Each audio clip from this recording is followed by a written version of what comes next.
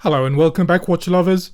After nearly 20 years that one of my favourite G-Shocks was released, the G-LIDE GWX-5600C, Casio released the GBX100. In this video we'll take a look at how the new G-LIDE differs from the original and see what's improved and what hasn't. Welcome to Wrist Action.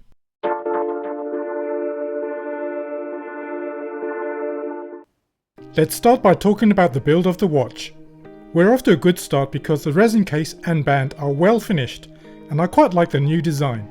On either sides of the case there are large plastic buttons with a knurled black finish, and they're a joy to use for accessing the watch's functions and features, as they have just the right amount of resistance to stop any accidental presses. This is the first improvement over the GWX-5600C, which had small metal buttons that could only be pressed by using your fingernails.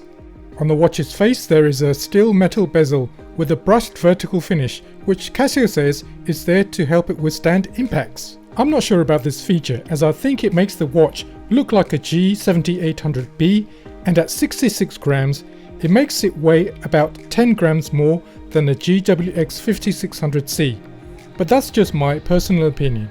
An extra button has been added to the bottom of the watch, and this is dedicated to operating the watch's backlight. Unfortunately, this has changed to white LED technology, and I would have preferred if they kept the turquoise EL backlighting of the original, as this has a nicer aesthetic in my opinion.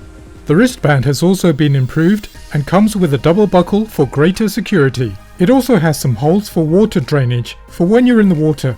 After all, this is supposed to be a surf watch, and also plenty of buckle holes for adjustment.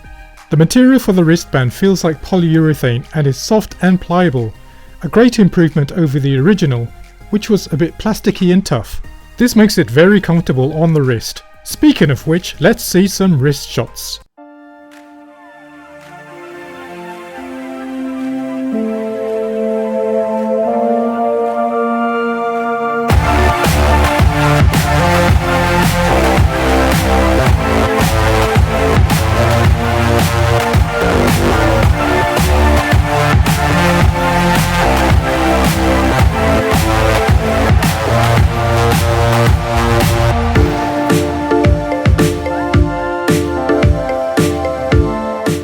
Now let's talk about the watch's display, and here we see the greatest improvement. If you watch my original review of the GWX-5600, you'll remember me pointing out the negative LCD display was hard to view. In this watch though, they use Casio's new MIP or memory in pixel display. Not only is the information easier to read and at a greater variety of angles, but it also has a greater resolution. This means that the watch can show more information, and Casio has been keen to show this off by adding more features over the original, which we'll come on to. The MIP display is not without its downsides though, which we'll also talk about later.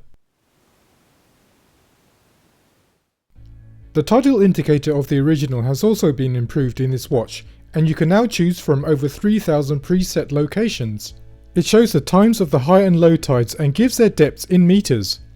I have mine set to where I live, and as you can see it's showing that the next low tide is expected to be at 1:56 on the day of filming. I checked this against the official records, which shows 12:57, so I can't vouch for the watch's accuracy for the tidal indicators, at least for where I live. No such complaints for the sundown and sunrise times, as these were accurate, and the moon phase was consistent with what I saw in the sky.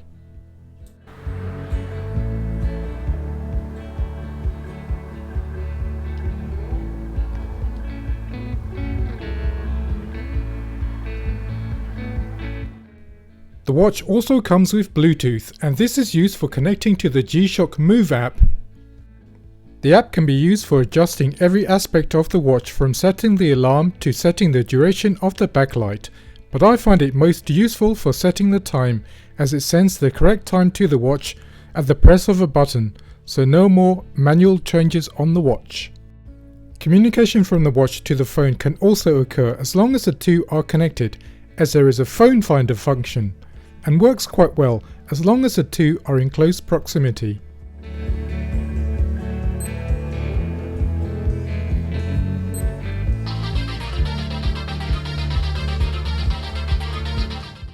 Another feature that some may find useful is the inclusion of an accelerometer and a step counter.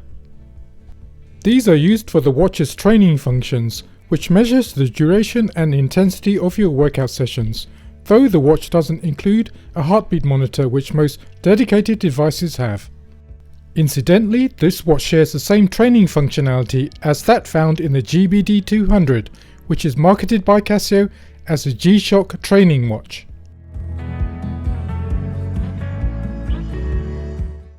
The final feature that I'd like to mention are the notifications. The watch can show notifications for text messages, emails, phone calls and calendar events. You can only read these notifications, but you can't respond to them.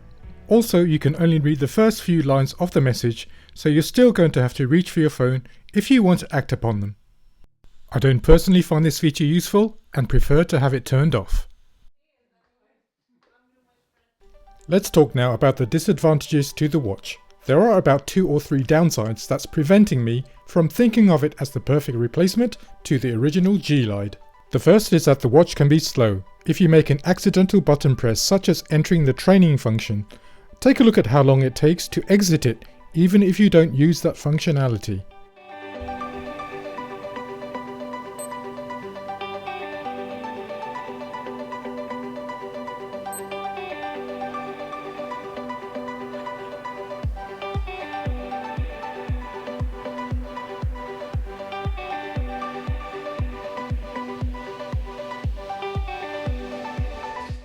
The second is to do with the MIP display technology. It's great for viewing angles, but it does have a slow refresh rate.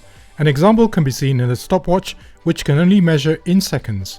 It cannot measure in hundredths of seconds.